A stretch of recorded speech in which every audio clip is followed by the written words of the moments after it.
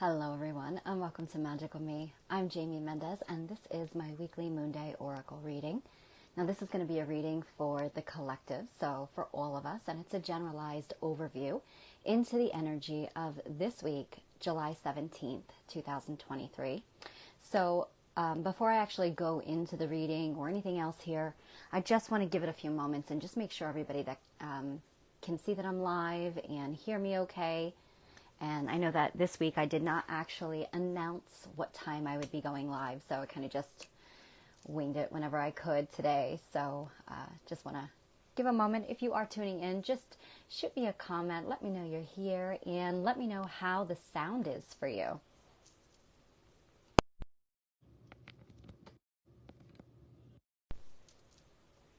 You know, I've been having some issues lately with Apple and the Facebook Live, the Facebook app. So, hey Dawn. Oh, awesome. Happy Moon Day, sweetheart. And thank you for being here and for commenting. Can you hear me okay?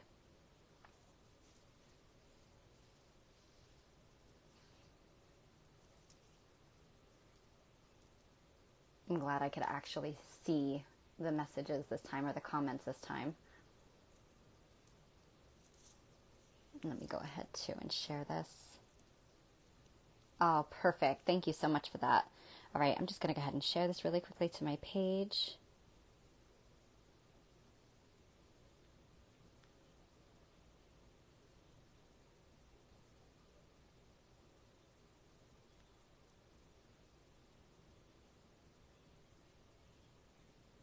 All right. So it's going to be interesting to see what this new moon has in store for us this week, as today is a new moon, everyone. So happy new moon. And for those of you who are unfamiliar with what that means for us, as obviously everybody knows about a full moon, but not everybody knows about the importance of the new moon. And that is when the moon is actually just being reborn. So as of yesterday's energy, it was dark moon, where the moon really goes through this whole death phase, if you will, symbolic death. And so at this time, the moon is new. It's still void of any light. So it is just getting this whole monthly reset. And that does also influence us. And so it really does speak to rebirth, new beginnings, and a wonderful time of manifesting and planting new seeds for this new moon cycle. But what's really special about this particular new moon is that it is the first new moon in the second half of the year. So we'll talk all about that in a second. So at this time too, I think I want to just go over some news and announcements before I go into the rest of that. So I don't really have much to announce at this time, although I do hope within the next 2 weeks to be announcing my new course that's going to be releasing in September. It will be working with planet Venus and how Venus acts as our mirror, following her synodic journey as the goddess, or the ancient Sumerian, I guess you could say, mythos of the goddess Inanna, and how we do rise and become like her as Venus, rising as the morning star. So there's a whole lot of information that will come along with that. I'll talk more about that when I'm ready to release it. But again, it will be launched in September. However, I will start getting the registration open to join, as it will be quite a lengthy journey and quite a magical one. But for now, I'll talk more about that later. What I'm offering for the next week or two is a new moon reading for this particular new moon energy. And why am I doing that? Because it's a really magical one. Not only because I said it is the first new moon, new beginning, rebirth energy in the second half of the year. So it's really foretelling what we are putting energy into, or what we are working with, moving into the energy of the second half of the year. But it's very special because not only is it in the moon's ruling sign of Cancer, which is the mother energy, so very much about nurturing growth, mothering ourselves, helping to bring some emotional stability to our lives, but also it is being opposed by Pluto in retrograde right now. So what that means is Pluto rules over mysteries. It rules over the unconscious, the underworld, death and rebirth and transformation. So while it's in retrograde and it is opposing the new moon, it's showing us what really is being kicked up for that rebirth to happen with us, for us to come into a space of more balance, emotional stability, and to really go through that transformation that we are ready to begin again for the second half of the year. But it's not all. We're being put into, so again, with the new moon, it's a time of like really going into, it's like complete void of light, like I said, with the moon. It's full moon, it's at its height of power, it's fullness, but the new moon is where it's just getting ready to start. So it's void of light. So it's like being in the cosmic womb and in the wombal waters, if you will, just like that Cancerian mothering energy. So it's about rebirthing us as a collective and individually in our lives. So we're in this womb void reset at the same exact time. The lunar nodes, the North Node and the South Node, which is not really talked a whole lot about in astrology, but for people who followed more deeply into astrology, it's quite big. So the North and South Node are moving into new signs today, or they already have. And this only happens every 18 months. So we're wrapping up an 18-month cycle, closing out the axis of Taurus-Scorpio, which it doesn't matter if you're a Taurus or a Scorpio, it still impacts you depending upon where they fall in your natal chart. And then it also influences the new energy, the new North and South Node is going to be North Node Aries, South Node Libra.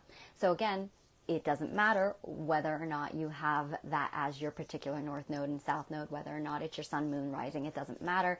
You have those signs somewhere in your chart at the time that you were born. So it's going to influence all of us. And the North Node rules over our dharma, or our destiny, what we are meant to achieve, what we are meant to learn and move into.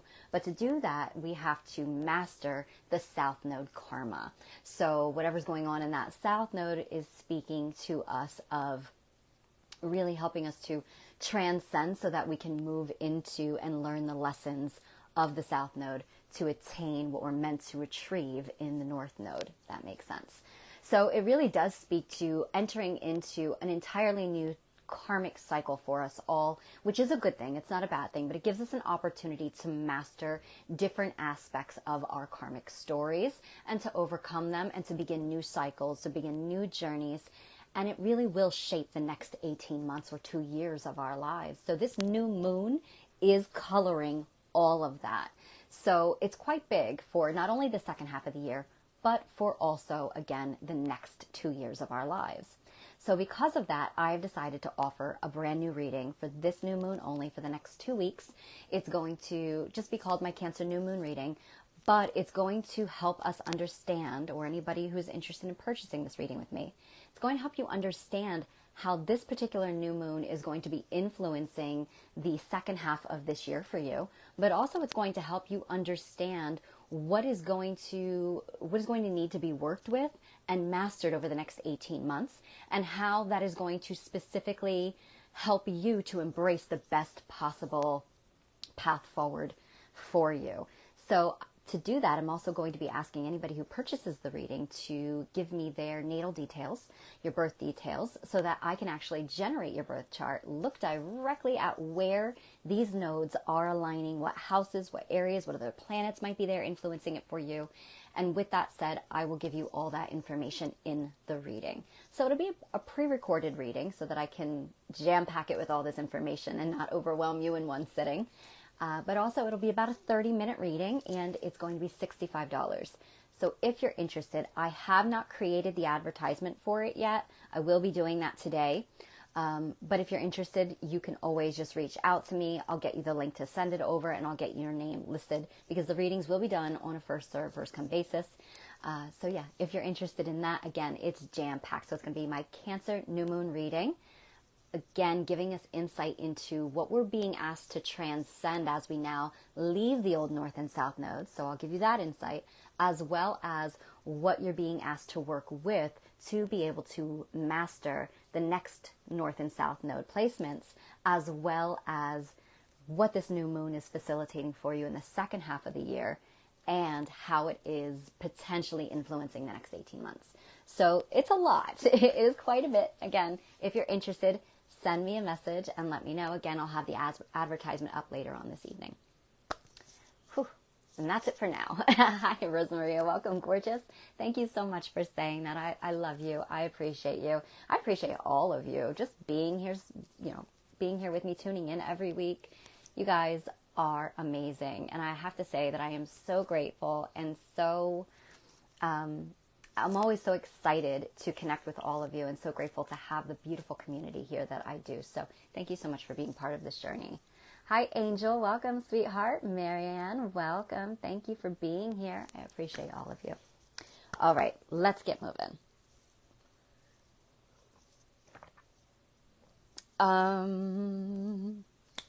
So, because we are in this very emotional energy, and like I said, Cancer, the ruling sign of the moon is Cancer, or the moon is the ruling planet of Cancer. So we are in this is also my moon, everyone. So I'm having my lunar return. So this is such a beautifully heightened time to receive insight, intuition, listening to yourself.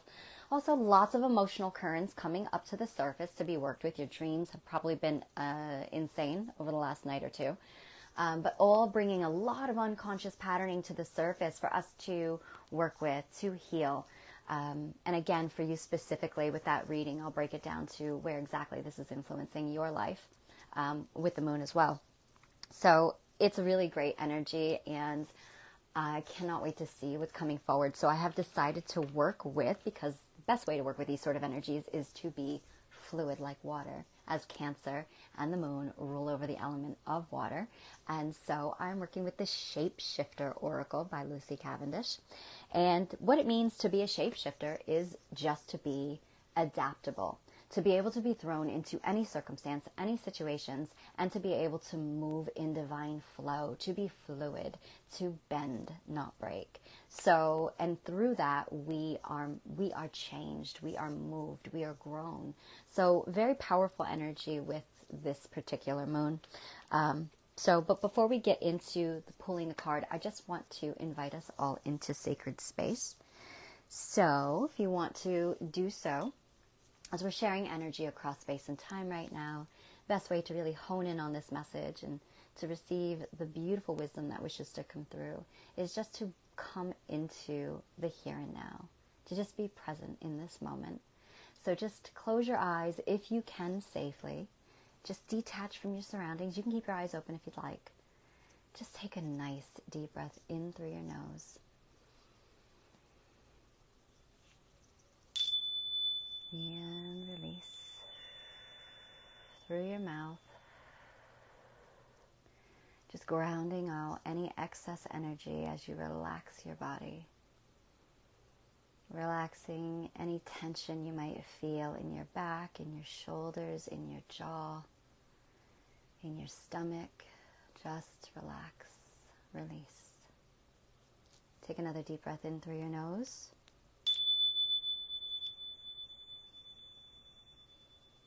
And release.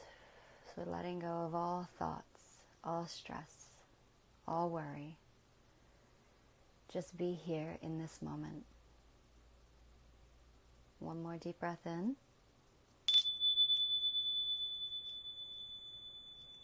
And release. Dropping your mind down into your heart space. Just connecting with your own heart. Feeling into the infinite love that you are in the eternal now. All right. So here we go. You can open your eyes. Just calling in highest divine guidance, divine love, to share with us divine insight and wisdom into the energy of this week. Oh, we got something that flew out, but I'm going to set that aside. The energy of this week, July 17th, 2023, and this beautiful new moon. All right. Wow. This isn't quite a message. Woo. All right. So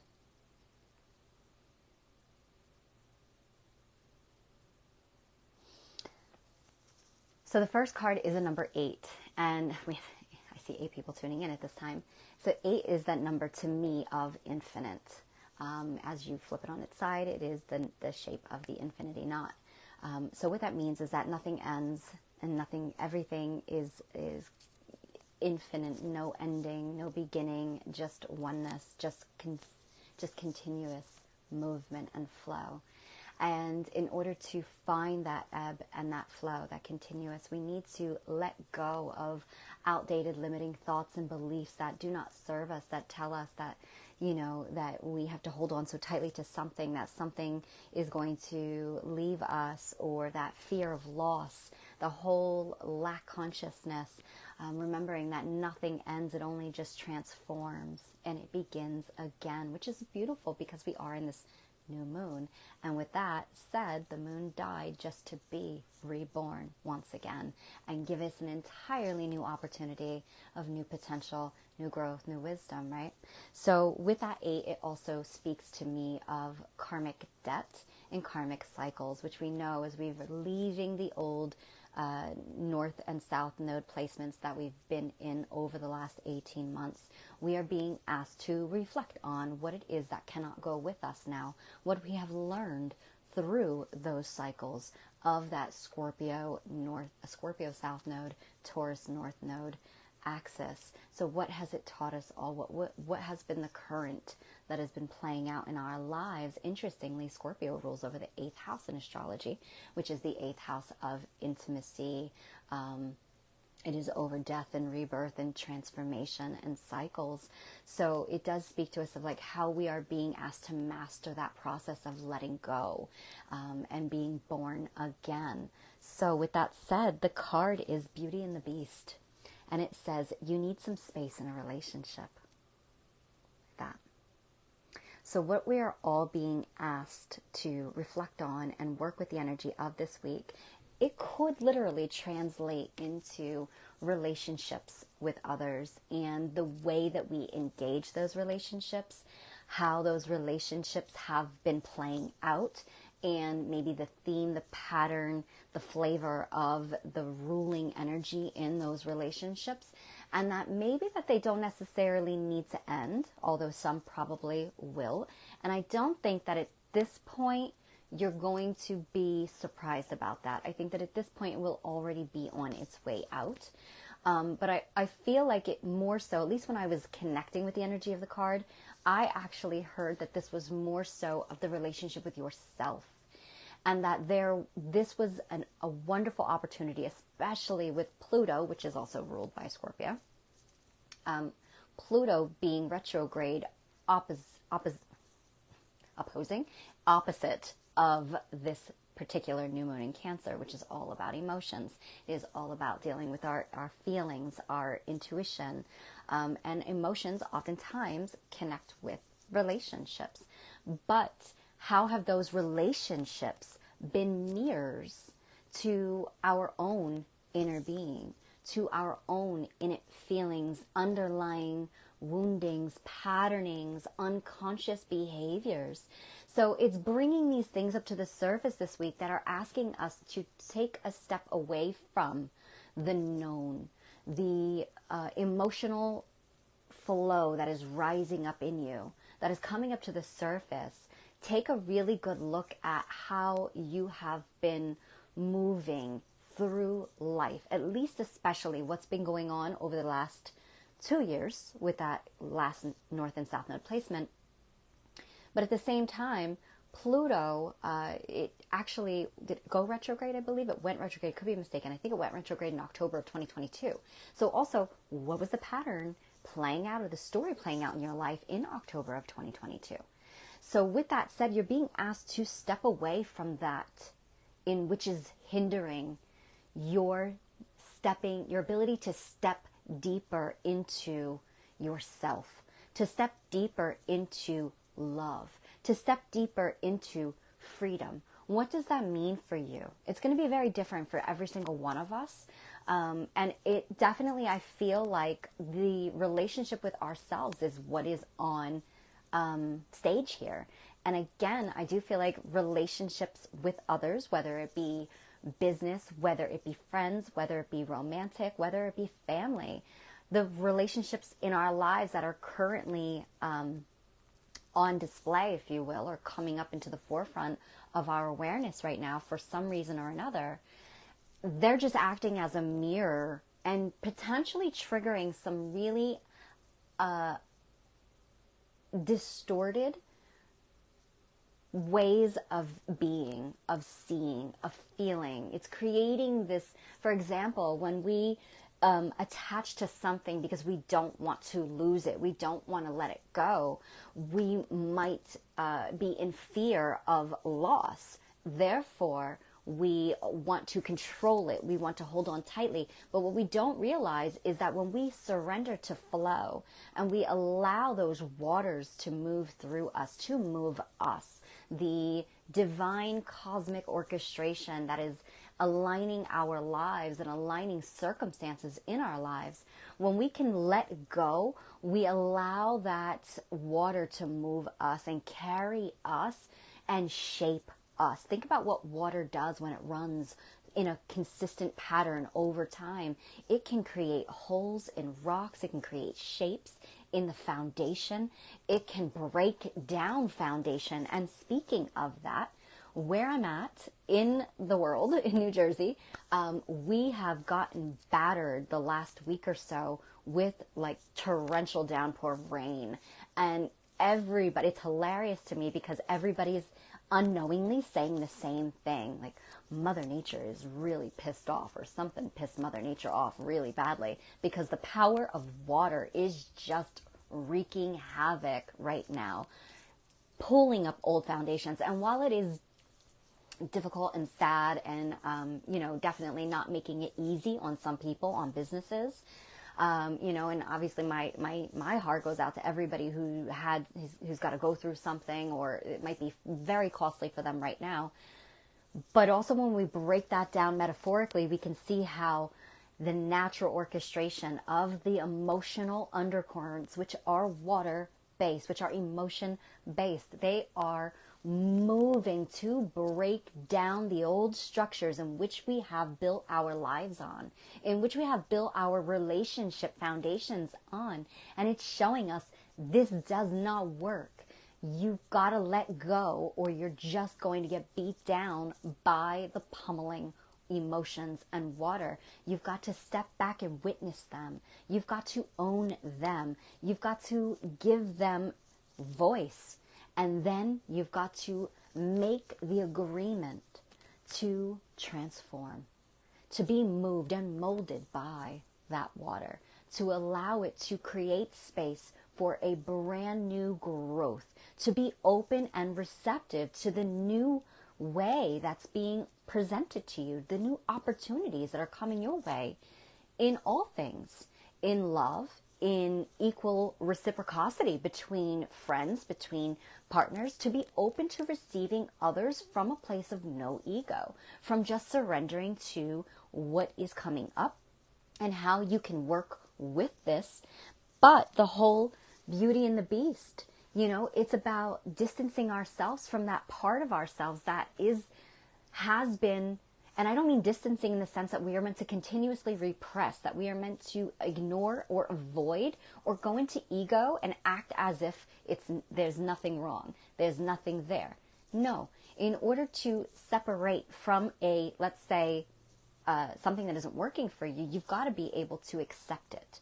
You've got to be able to address it. You've got to be able to understand the why, and then you can make that resolve within yourself to make the necessary changes so that your life can flow more harmoniously for you and for what is authentically you and what is authentically meant for you.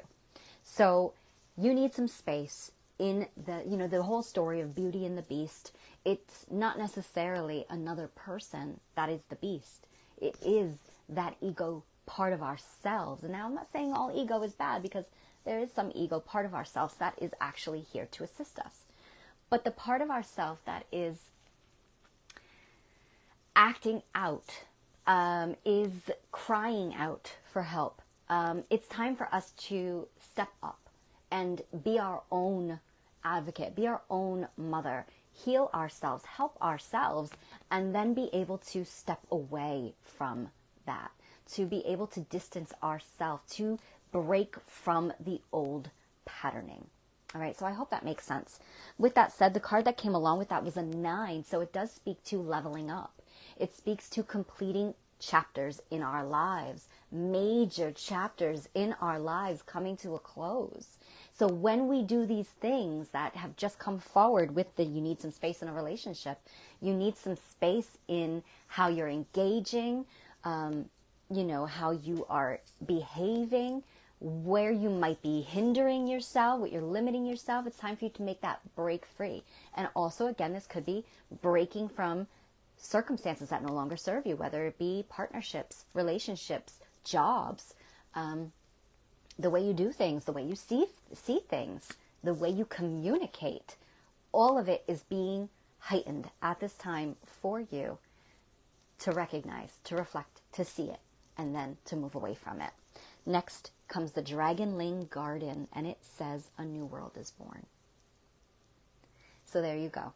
So we have the ending of the old, the changing of the guard as we step into an entirely new world. So with a 9, it also speaks to, and before you level up, there's just some loose ends that need to be wrapped up. Well, here they are. What you need to distance yourself or separate yourself from, because what is waiting for you is the birth of an entirely new reality, a new foundation that was forged through those emotional currents that were the story of your life. They weren't there for you to indulge them and engage them and build a house in them. They were there to teach you. They were there to help show you what doesn't work, what you can learn, and to attain the wisdom to be able to create a very new story for yourself. So what does your new world look like? Today is that new moon day of planting those seeds of intentions. But it's not always just about putting the seeds out there. It's also about taking conscious action towards what we wish to see. You've got to be it before you can create it. So owning it, integrating it, accepting it, and then taking action in whatever way you need to in order to make those necessary transformations in your life. All right, beautiful souls, that is our Magical Moon Day reading for this week. Again, if you are interested in knowing a bit more about how this energy is going to specifically influence your life and the second half of this year, don't hesitate to reach out to me for that new moon reading that I'm offering. And I'm just going to quick check some of these comments I may have missed. Oh, Rosemaria says, oh my God, my granddaughter is going to be in a play of Beauty and the Beast. Oh my goodness, in August. That's no coincidence there. So definitely something coming into your awareness to reflect on for sure. And I was just talking to my sister about Beauty and the Beast play. I love that. Very cool. Angel, so you're always so spot on. Thank you so much. I'm so happy it does resonate with you. All right, beautiful souls, you're so welcome. Thank you for being part of this. Don't forget to give the video a like. Please share it if you feel inclined to do so. And I hope to see you all next week. Take care and always stay magical.